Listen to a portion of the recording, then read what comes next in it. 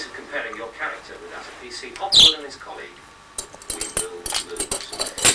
So, the 3 golden rules are: go with it, don't get lost. Simple yes or no answers.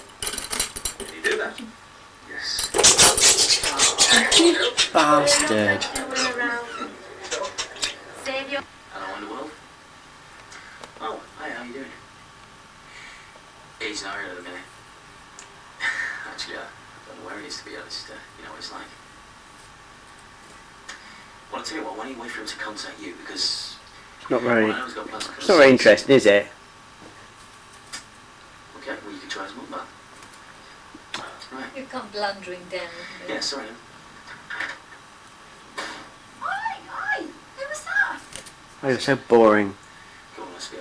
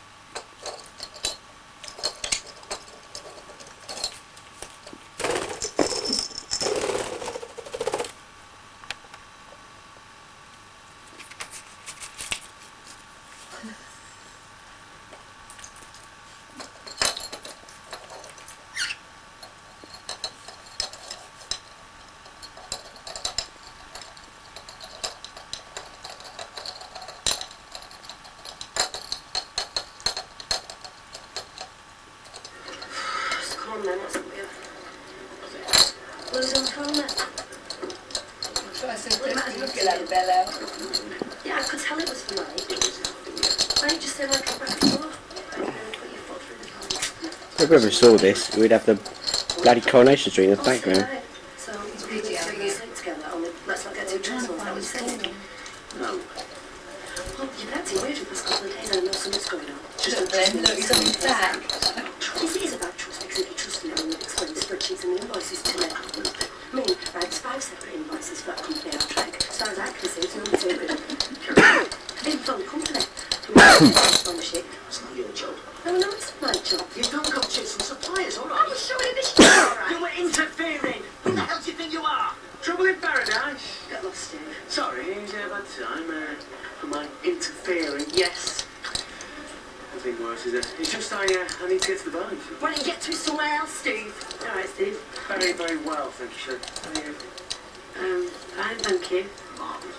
I'll have an orange juice, please. I think I'll go and sit down. Good idea. Take the work for you, man. You're boring us. No, I'm not trusting you. Well, listen, you know, if you need any advice or sympathetic ear, try the smokers.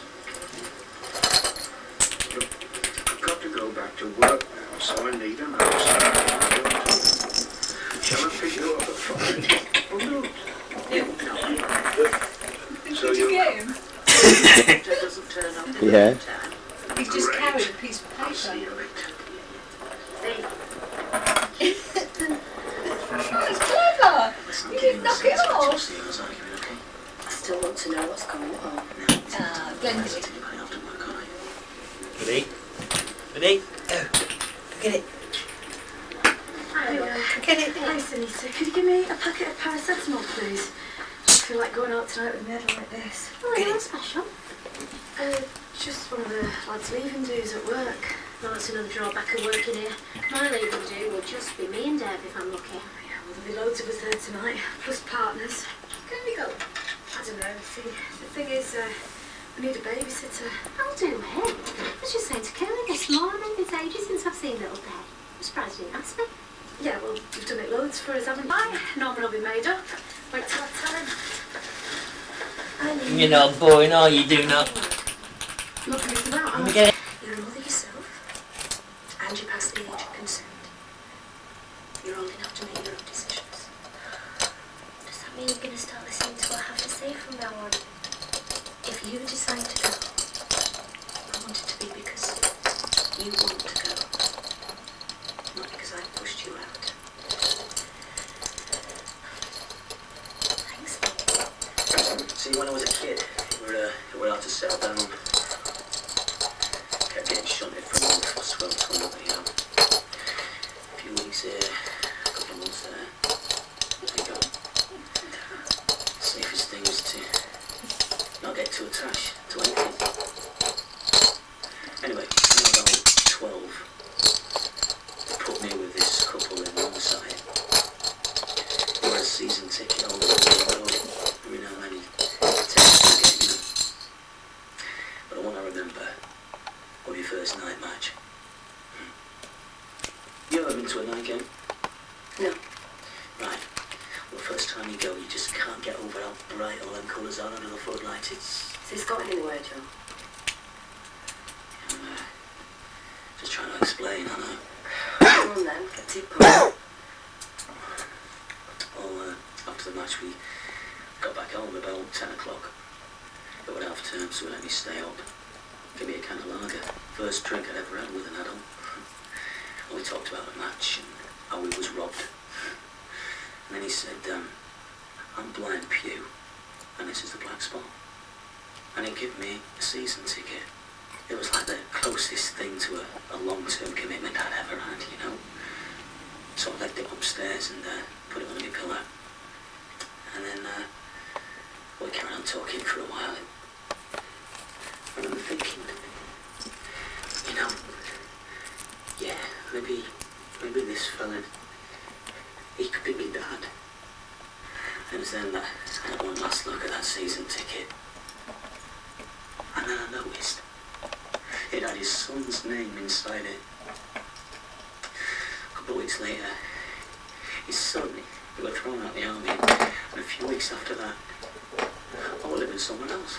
I mean, it's good you can share that with me, Joe, but what's that got to do with what's going on at the factory? She's gone to a tea. After EastEnders on the news. So now on BBC One, it's back to the drawing board for Spencer. Oh, and time to lie low for a bit.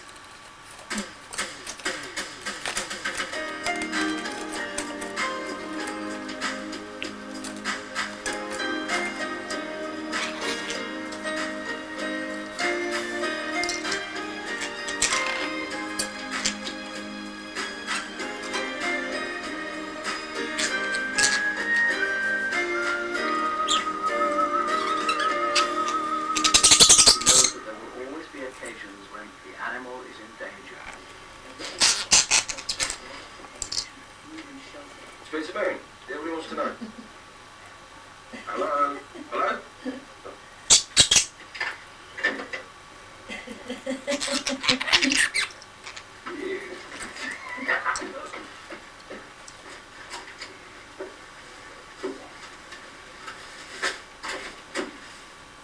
Always a couple of bags left in the loft.